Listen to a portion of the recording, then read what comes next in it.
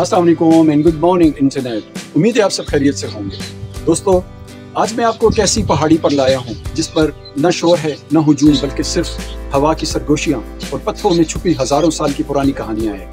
हम पहुँचे हैं जमालगढ़ी, जो जिले मर्दान के शुमाल में वाक़ है। एक खामोश सी पहाड़ी जिसे वजा हिल भी कहा जाता है। यहाँ की ऊंचाई तकरीबन 122 मीटर है और ये मकाम मर्दान शहर से 13 किलोमीटर दूर है। आज से 2000 साल पहले, जब दुनिया आज जैसी न थी, ये मकाम रूहानियत, इल्म और सुकून का गहवारा था। ये वही मर्दान है जहाँ तारीख आज भी सांसें लेती। तख्बाई की बुलंदियाँ, सैर बलोल की खामोशी, शहबाजगढ़ी की चट्टानों पर लिखी अशोका की तहरीरें और चारसदा के बाला हिसार की फसीलें, ये सब मिलकर मर्दान को तारीख की जीती जागती किताब बनाते हैं।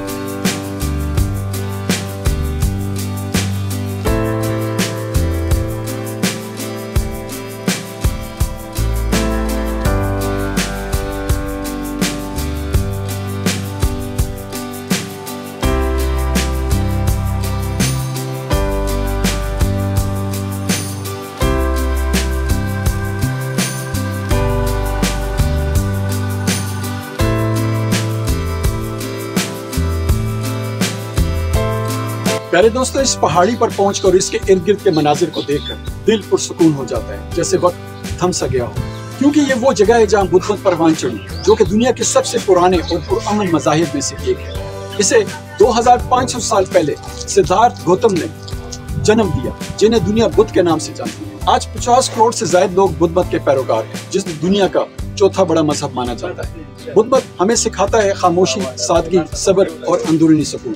यही वजह थी कि बुद्ध राहिबों ने हमेशा अपनी खानकाहें शहरों के शोर से दूर पहाड़ों की बुलंदियों पर बनाई, जहां सिर्फ फितरत बोलती है और दिल इबादत में गुम हो जाता है। जमालगढ़ी भी एक ऐसी ही इंतखाब था, पुरसुकून, तन्हा और आसमान से करीब।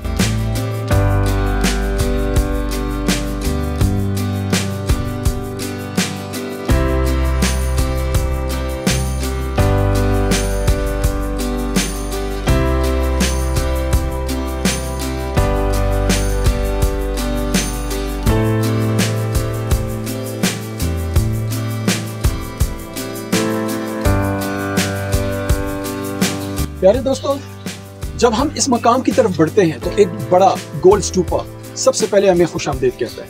ये वो मरकज था जहां दुआएं बुलंद होती और चुपचाप इबादतें हुआ करती थी। इसके गिर्द दर्जनों चैपल्स मौजूद है, जिनका साइज बाहर से 8 फुट ज़रबे 8 फुट है। अंदरूनी रास्ता तकरीबन 5 फुट गहरा और 5 फुट चौड़ा है।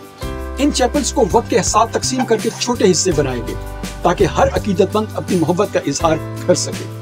मेन स्टूपा के नीचे 2 बड़े सहन हैं, जहां कई छोटे छोटे वोटिव स्टूपा बनाए गए। ये वो छोटे स्टूपा थे जिन्हें वोटिव स्टूपा यानी मंत्र स्टूपा के तौर पर बनाए गए। यहाँ आपको बड़ी तादाद में हुजरे, मराकबे के कमरे, जिन्हें मेडिटेशन सेल्स भी कहा जाता है, 2 मंजिला रिहाइशें, खाने के हॉल, बावर्ची खाने और एक पत्थरों से बनाया गया पानी का हौज भी मिलेगा। यह एक मुकम्मल रूहानी बस्ती थी, जहाँ दुनियावी शोर दाखिल ही नहीं हो सकता था।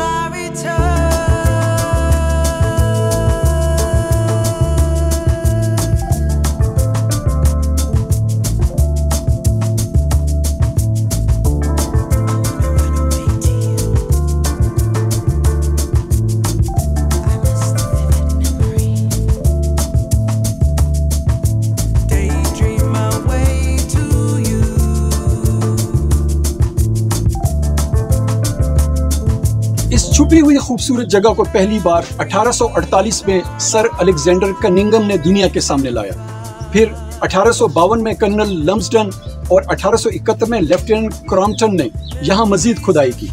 इन खुदाइयों से जो मुजस्मे और फनपारे निकले वो हैरान कुन थे। लेकिन अफसोस, बरतानवी राज के दौर में इनमें से बहुत कुछ मुल्क से बाहर ले जाया गया। फिर एक नई उम्मीद 2012 में पैदा हुई, जब हजारा यूनिवर्सिटी के माहिरीन ने जापान और यूनेस्को की मदद से दोबारा इस जगह की खुदाई की। उन्होंने 158 ईस्वी से 195 ईस्वी के सिक्के, बुत मुजस्मे, मिट्टी की प्लेटें जो खुरुश्ती रस्मुल खत में थी, 2 मंजिला इमारत के 5 कमरे और एक कदीम जखीरा आब दरियाफ्त किया। ये इस बात का सबूत है कि यहाँ वाकई जिंदगी रवां दवां थी।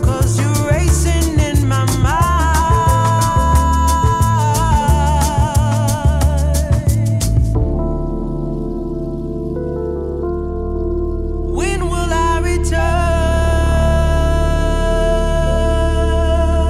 जो नवादिरात और कीमती असासे यहाँ से बरामद हुए वो अब दुनिया के बड़े अजायब घरों में रखे गए हैं। लाहौर म्यूजियम में फास्टिंग सिद्धार्थ का नायाब मुजस्मा, छोटे स्टूपा, बुद्ध के चेहरे, कहानियों वाले पैनल जिस पर बुद्धा की जिंदगी की कहानियां लिखी हुई थी और पत्थरों से बनी खूबसूरत अशकाल आज भी मौजूद है। जबकि ब्रिटिश म्यूजियम लंदन में 95 सेंटीमीटर बुलंद बुद्धा का बैठा हुआ मुजस्मा, जिसे सीटेड बुद्धा भी कहा जाता है, वज्रपानी की संगत में बुद्ध की तस्वीरें, यूनानी तर्ज के सुतूनों के सिरे और कई दीगर तारीखी नवादिरात महफूज हैं। मगर सबसे दिल तोड़ने वाली हकीकत यह है कि 1885 में SS इंडस नामी एक जहाज ये कीमती आशिया लेकर लंदन जा रहा था, जो श्रीलंका के करीब डूब गया और अनमोल खजाने हमेशा के लिए समंदर की तह में दफन हो गए।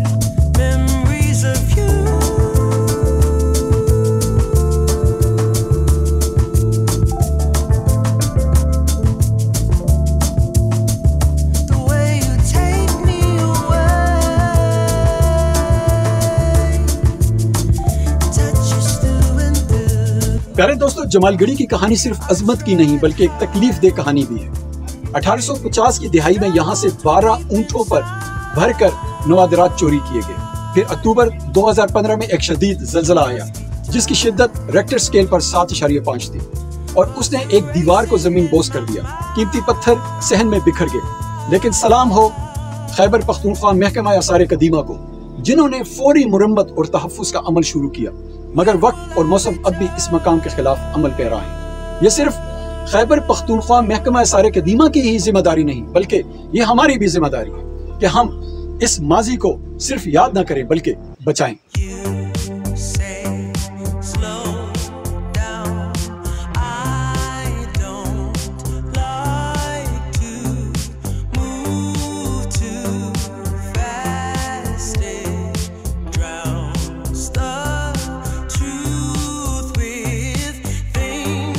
प्यारे दोस्तों, अगर आप इस तारीखी ख्वाब को हकीकत में देखना चाहते हैं तो ये मकाम मर्दान काटलंग रोप के जरिए पेशावर से सिर्फ 30 किलोमीटर दूर है और इस्लामाबाद से तकरीबन 260 किलोमीटर का रास्ता है, जो M1 मोटरवे से 3 से 4 घंटों में तय हो जाता है।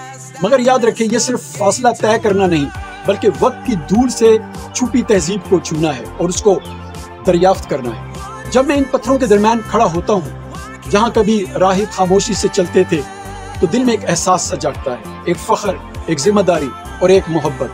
मैं दिल से शुक्रिया अदा करना चाहूँगा खैबर पख्तूनख्वा के आसार कदीमा के माहिरीन, जमालगढ़ी के इंतहाई काबिल एहतराम और इज्जत देने वाले स्टाफ, जापान और यूनेस्को, लाहौर म्यूजियम और हर उस हाथ का जो हमारी तारीख को बचा रहा है। जमालगढ़ी कोई बोसीदा खंडर नहीं, ये वो धड़कता हुआ दिल है जो आज भी तारीख की धड़कन सुनाता है। अगर आपको ये कहानी पसंद आई हो तो लाइक, शेयर और सब्सक्राइब करना मत भूलें। उम्मीद है आज का व्लॉग आपको पसंद आया होगा। अगले हफ्ते हम किसी और तारीखी या तफरीही मकाम की सैर करेंगे और आपसे मालूमात शेयर करने की कोशिश करेंगे। तब तक के लिए अपना बहुत सारा ख्याल रखिएगा, अपने घर वालों का ख्याल रखिएगा। Take care of yourself, bye bye.